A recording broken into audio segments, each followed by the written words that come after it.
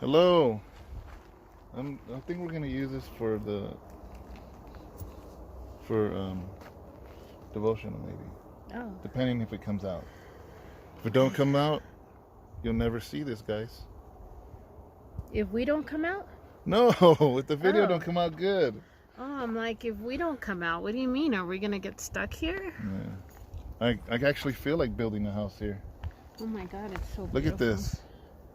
I've never seen water so. It's like a teal, huh? Yeah. Looks like you're painting. I wish my paintings looked like this. Actually, I took a picture.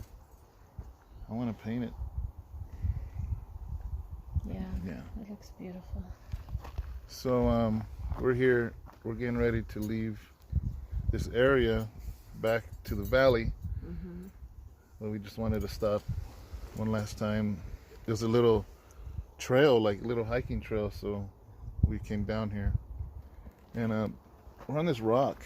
We're actually not supposed to be down here. There's a rail, and we just went around the rail. I thought we can be down here. No. Oh. We are home. Yes, we're home. So, well, actually, by the time you see this, we've been home. Mm-hmm. But it's Tuesday evening now, and we made it home. Yes. We're not in front of the cross wall because we have some of our stuff that we brought home on top of the couch, so we didn't want to put it away yet. So I hope you liked the video, the clip that played right before this. It was right before we were leaving, and we wanted to do that little show and tell real quick about that teal water, how it was like teal blue. It's so beautiful.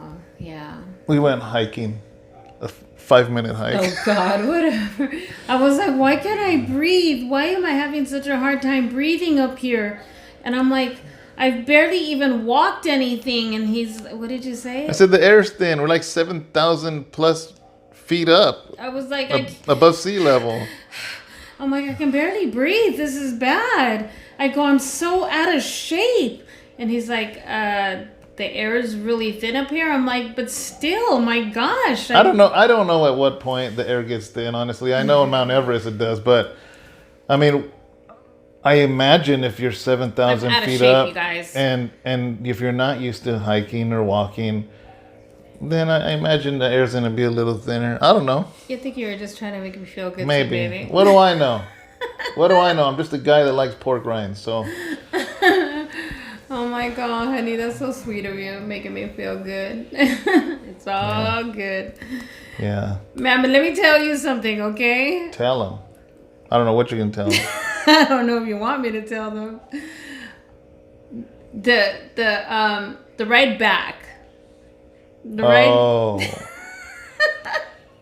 We came in through Tahoe through the backside, though. Okay. Anyways, so we don't like heights.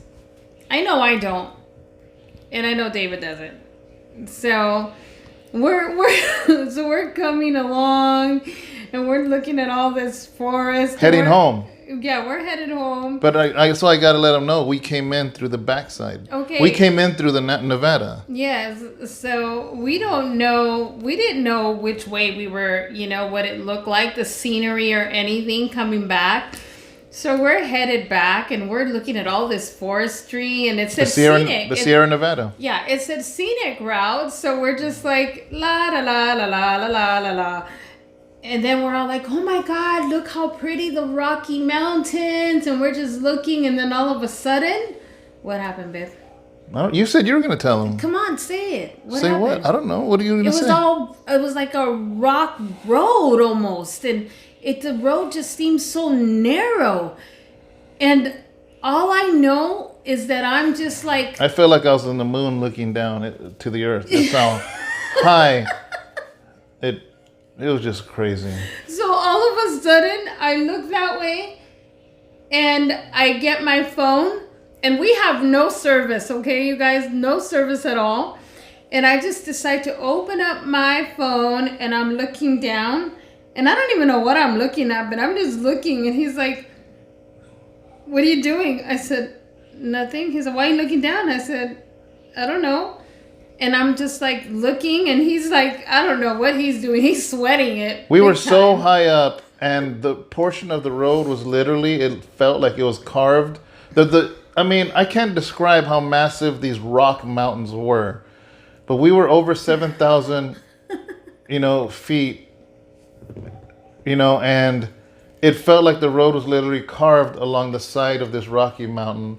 It looked like it was so far down that I don't think I breathed for about 4 minutes on that cliff.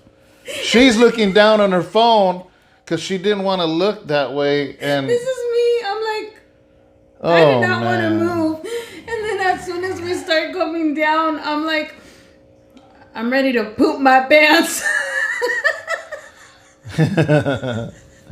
And I said, who put chocolate in my back pockets?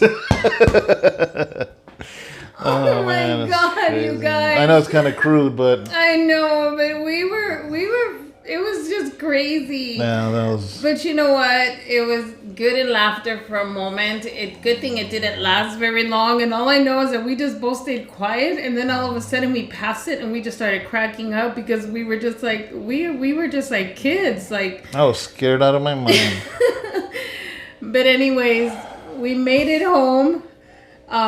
Throughout, I think after that, every time we'd look at some sun or we'd see clear trees, we'd be like dreading and thinking, oh my God, another cliff? Are we gonna deal with more cliffs or what? But we're such chickens when it comes to cliffs. But praise God, we're home. Yeah. We missed our kitty cat, and we missed our... I didn't miss the cat. I did. Well, you said we. Okay, I did. I miss my kitty cat, and I miss, of course, my boys and stuff. It was a real true blessing to be able to go and minister in Reno. And yeah, to minister in Reno. And along the way, we got to meet some amazing people. And I don't know. I can't even describe. I know that we were able to share some stuff with you guys. Yeah. That the people were just amazing, and we made some amazing friendships, and we fellowshipped and everything. So we're looking forward to continue to build that friendship and fellowship with our fellow brothers and sisters from Reno. Yeah. Praise God. Amen. So we're here, and I hope you liked yesterday's devotional. And I pray that it touched some hearts. Well, we know that it did because we did get some responses, from people. And that it ignited thoughts maybe, or ideas, or, it did what it's supposed to do, because the Word of God doesn't come back void. Amen. And we were speaking, what our heart was saying. And so we pray that it was edifying and eye-opening, Amen. But today's topic, I have no idea what I'm going to call this video yet until we do this video, to see what it is that comes out of it. But I want to start it with this, and then Sharon had an idea that I wanted her to share. I was watching a YouTube video maybe about a week ago, and this comment became a thought that hasn't left my head. And I already knew this. I already lived like this. I just never articulated it like this until he said it, and I want to give it to you guys. He said, until we realize, this is going to sound kind of dark, guys, but it's just real. Until the quicker we realize that we are going to die someday, until that reality hits, we will never do something of value while we're here on this earth. Because I remember being a kid and thinking I would always be a kid. I remember being a teen thinking I'll always be a teen. But now that I get older, I realize that life, boom, like that. And until you realize that, you could potentially waste your days and your life away without making, and I love what you said, I'm gonna tag it off to you with this. Without leaving any kind of imprint while you're here. Like the way you leave a handprint in the sand of the beach, and the moment that water comes in and washes away. Your fingerprints are gone as if you were never there in the first place. And in life, what kind of fingerprint are we leaving in this life? Yeah. Does that kind of tie into it? Yeah. So what is it? Like, what did you want to share about that, like that? Well, I was talking to David, today we went to an art gallery today, and we kind of walked around the whole art gallery. Amazing. Yeah, it was amazing, beautiful artwork and everything. But something just gravitated us to this one little specific room of this gallery.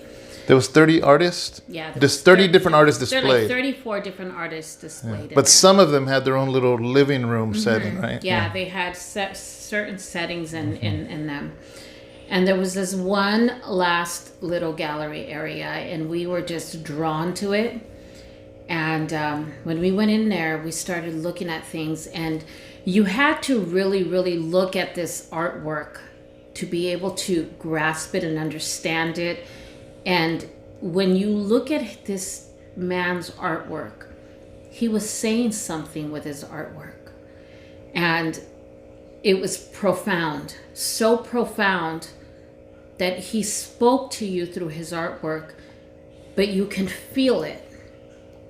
And you can literally feel, and there was some type of feeling that we received while we were standing in there. And, I had to call the lady that was out there, and I said, excuse me, what's the story with this beautiful artist? Artwork. Yes, the artwork was beautiful. And I said, what is the story with this artist? And she said, well, he passed away. His artwork is tremendous. It is amazing. He tells a different type of story with his artwork, but he committed suicide. And immediately that's exactly what we had been feeling. We had been feeling some sort of... The one I was sitting next to, she says, that's one of his last originals. Yeah. Because a lot of them were replicates. Yes. And this one, that one is $50,000. And I said, this one right here? She goes, yeah. I said, so his brush touched this canvas. Yes. And she says, yeah. 50 grand. 3 of them that you were sitting right next to. Yeah. Yes, 3 of them that we were sitting right next to. While we're talking, I'm going to throw some of them in there as we're saying all this. Yeah, okay. So they can see what we're talking about. So, just the creativity and everything. So it began to make me think about something that I remember years ago when I started to have a lot of these issues with my brain issues, and they started to tell me, and I remember the first brain surgery that I had, and I had been when I had undergone the first brain surgery and I had complications, and I was caught on fire with a cauterizing machine while they were when they were trying to cut me open. One of the cauterizing machines caught a spark with the oxygen, and I was caught on fire during that time. And it was sporadic. It was sporadic. It was here, certain parts of my stomach, my arm. And, and I have, 3rd-degree burns, and stuff like that. So I do have keloids and stuff in my whole ear and under. And, I was spared, even though the inside of my mouth had been caught on fire. And, I went through burn treatments, and I went through a lot of stuff at that time. And I remember that they could not figure out at that time the things that had been going on with my brain or anything like that. It took a long time for them to figure things out. And there was a lot of fear that had been going on with me and this whole brain issue. And I remember I had told my kids, I said, listen, if anything ever happens to me, because I was really big into humanitarian and doing a lot of going to feed the homeless and doing stuff. And I just love people, and I love to serve. For me, serving has been the joy of my heart. It's something that I love to do. And I had always told my kids, if something ever happens to me, I want you guys to stand up here, and I want you guys to know, the beautiful things that I did. I want you guys to say, if my mom ever did anything to encourage you, or if she ever spoke any words of encouragement to you or anything, stand up. And, and I now, realize, and it took me a long time to realize that. And I'm like, man, that was my wrong way of thinking. That was such a twisted way of thinking, because there was so much fear and there was so much that I was thinking that I never realized that that's not what I wanted. What I wanted to do is I want to leave a mark. And I told David the other day, I said, David, what I want is through like these videos and through me being able to share, I know that one day my children, the ones that maybe are not serving Christ, my family, my loved ones, the people that I know that I have planted the seeds, I know that one day they're going to come to Christ and they are going to serve God. Because even though I maybe go home to the Lord, and I know that I will be with the Lord, that they're going to watch these. Because when somebody goes home to be with the Lord, they're left to be able, they're going to be wanting to remember and hear my voice. They're going to want to go back and reminisce on the things that I leave behind. And guess what they're going to be able to look at? They're going to be able to look at these videos. They're going to be able to look at these devotionals, because there's not going to be much besides pictures, but they're going to be able to look at these. And that's going to be my thumbprint. Those are the things that they're going to be able to look at. And there's no way and no how that you think that they're not going to get saved. They're going to get saved. Because that is God's promise. And his promise never comes back void. So I was telling him, I want to leave that thumbprint. And I wanted to share today, I just told him, it's really in my heart about sharing about leaving that thumbprint, being bold enough to leave some type of stepping out of the box and leaving some type of thumbprint. Because a lot of the times I think that what we do is we get afraid of being able to step out and leaving some type of thumbprint. Yeah. And I think that's what's going to bring us to the passage that we're going to share right now. Yeah. So, some of the things that it was crazy seeing this artist and finding out some of the things about him. And there's so many good artists, so many different art pieces. But what struck me as crazy is the fact that, like, look at my first response. I'm like, his brush touched this canvas? Yeah. Because his art was just so imaginative that, and me being a painter, it was crazy just to be sitting next to a canvas that he actually touched and cared for and moved around in his house or in his studio or whatever. And, so it made me think exactly what Sharon was saying. I'm like, man, even after his death, this painting is worth $50,000. That one painting was, so the things that we touch in this life. So if we pass through life, and I'm not saying you have to do great, you don't have to be a big actor or nothing. That's not what I'm talking about. I'm talking about leaving a fingerprint in your family, in your church family, and those that are close to you. What thumbprint are you leaving? And she's right. I as far as I know, I pray that I could see, my children serving God in my life. But if for some reason I don't, I know the day will come when, for instance, one of my kids will stand behind my pulpit and say, man, this is the pulpit my dad preached behind. Yes. And it might not be worth $50,000, but it's going to be worth much more than that.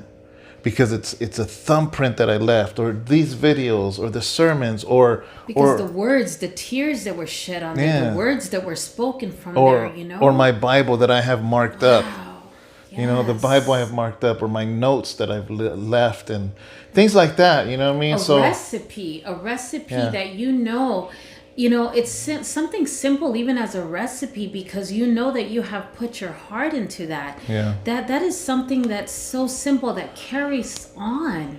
Yeah. It's part of who you are. This is so much more than you. What are you leaving behind when you got to come to the realization that you are not here forever. So what are you going to do with the time? And what is the fingerprint you're going to leave? Because some people, they come and they go and people forget about them. Like my grandfather and my grandmother, I talk about them to this day. And what are my first thoughts? My first thoughts are my grandfather reading his Bible. It's like I have so many memories of him reading his Bible. That left a thumbprint in my heart of him, And in this passage that I wanted to talk about actually was King David. King David was given a promise by God. Yeah. King David was told by God that his family, his lineage would reign forever and ever. King David didn't know or realize that Jesus would come in the bloodline of David, because David was so worried that he knew he was just passing through this life, and he was so worried that he wouldn't leave anything.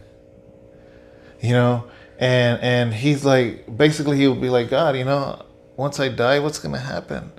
And God promised him and said, you will have an everlasting kingdom. And I don't think David had any idea of what Jesus was talking about, because he's thinking like, oh, that means, my sons and my sons' sons and my sons' sons' sons are going to reign. And the whole time Jesus like, no, I'm going to come through your bloodline. But anyways, it reached a point where he said, well, I'll build you a temple. I'll build you a temple in Israel, in Jerusalem, and I'll build a temple unto you. That way it'll stand forever and everybody will know that I built it. And this is where I wanted to get to, is 1 Chronicles 22. Verse 6. It says, then he called for his son Solomon and charged him to build a house for the Lord God of Israel. And David said to Solomon, my son, as for me, it was in my mind to build a house to the name of the Lord my God. So God was, King David was telling God, I'm going to build you a temple. And unfortunately, God gave him some bad news. And then right here he says it. He says, but the word of the Lord came to me saying, you have shed much blood and have made great wars. You shall not build a house for my name, because you have shed much blood on the earth in my sight. So he breaks his heart. He's like, I want to leave my imprint. I want to leave something behind. I'll build you the temple, Lord. And God's like, I can't have you build the temple because you've shed so much blood. You're a warrior. And I imagine that was a heartbreak to him. Yeah. But then he said, but your son will build it for me. Yeah. See, there's things, guys. There are things that you started it, but your children are going to finish it. Yeah. See, God is a generational God. He's a God of the generations. When he speaks something into you, do you think it really stops when you stop breathing? When he speaks something into you or into your father or your grandfather or into your children, it's something that he's going to push through the generations. There are things that I might never see that I pray in Jesus' name that my children will fulfill it. Amen. Or my grandchildren, our grandchildren will fulfill it. Can you imagine? I'm okay with that. Yeah, but it's also sometimes things that God needs to show us that it's not for us to get the glory, and it's to humble us, like for instance, God needed to humble me and be like, you are not to boast upon, yourself, and it's not for you to get the glory. Yeah. It's for me to get the glory, and it's for you to leave that thumbprint, because I was trying to get the glory out of something and saying that I wanted to get glorified out of that. Yeah. And see, my way of thinking and my thought process was wrong. I needed to change my mindset. And that was sometimes we need to stop and put the pause and put the brakes in and be like, okay, Lord, I'm thinking and I'm going about this all wrong. Show me the right way to think and humble me, because it's not about me. it's about you, and show me how to glorify you. Teach me. Yeah. Because a lot of the times we may not be doing things intentionally, but we need to know how to do it the right way. Yeah. And he's the only one that's going to teach us how to do it right. You know, and what's beautiful about the story is that God could have left them there. Yeah. God could have said, you're not building the temple. You're not fit for it. Your son's going to do it. And I think as a father, that would be joy enough to say, okay, you're not going to let me do it, but my son's going to do it. But then he says, well, if my son's going to build it, then let me gather the material so my print is there. That even though, son, you're going to do it, let me gather the bricks for you. Let me gather the foundation for you. Let me gather the blueprints and the plans for you. I just want to serve. So I can be a part of this. Yeah, I just want to serve. You know, and the Lord was okay with that. Yeah. So the Solomon's temple, the temple Solomon built, the very blueprints that Solomon rolled out were done in King David's hands. Amen. The very gold and everything that was used was gathered by King David, even though he's not the one that built it. And many times, guys, there are things that God is going to build with your generations, but it has to start with you. Yeah. It's got to start there, you know, and the quicker we realize that we're here to pass through, the quicker you would realize that every single day could be a waste of a day or something of importance. Yeah. You know, and I think that word importance in the world gets twisted because people think I got to do something great and grand or something for it to be important. And the things of God, it's the small things that are important. Yeah. It's the little things that are important. It's the choices you make. There's a significance to it. Yeah, you know, the way you parent, the way you mother, the way you father, the way you're a husband, the way you're a wife, your children are watching that. Well, you just said it. The way you. Yeah. Because the way you do it is it's what's going to exemplify, and it's what they're going to become because of you. Yeah. You know, they are a reflection of who you are, and you're a reflection of who Christ is. Yeah. Well, hopefully, or else you're a reflection of the enemy. Yeah. Yeah, you know, absolutely. There's things in my car that go wrong. I'm not a mechanic. I'm no way a mechanic. But there's little things I have figured out because what I saw my dad do. How many times have something gone wrong or something's broken? I'm like, My dad did it like this. How would my dad fix this? You know, I mean, and my dad's still here. Yeah. He, you know, he's 20 minutes down the road. I mean, but I'm just like, I'm here in my garage. If something breaks, I'm like, how would my dad fix it? And I figure it out, and I try to think like my dad does. And then I do it. I try to mimic my mom's cooking. Yeah. Yeah. I try to mimic the way my mom makes certain things and everything. And, yeah, you know, it's the same thing. So your children are going to mimic what they see you do. So what direction are you showing them? And sometimes we do things without knowingly. It's so funny because, you know, I remember, you know, when my work habits, you know, it's crazy because I would literally get everything ready at night. I would put everything on the table. I would get my clothes ready. I would put everything out. My shoes, my clothes, my bag, my makeup, everything, my jewelry, everything would be aligned. And I have a habit of doing that. Even right now, I have a habit of getting everything ready. When I'm ready for church, everything is aligned and everything's ready. I'm very organized with getting everything ready. And I learned and I picked that up from watching my mom. My mom is like that. My mom is the type of person that gets everything ready the night before. And I picked that up from always seeing my mom. My mom was always a hardworking woman that just got everything ready and had everything ready the night before. So we mimic what we see. Yeah. And I didn't even realize that I was doing it. And one time she called me and she says, "What are you doing?" I said, "Mom, I'm busy right now. I'm getting everything ready. I'm laying everything out." And she started laughing. She goes, "You got that from me?" And I'm like, "Oh my God, I did, didn't I?" Because sometimes we don't realize that we mimic our parents. We mimic the people that we grow up with. Yeah. You know, we really do. Yeah.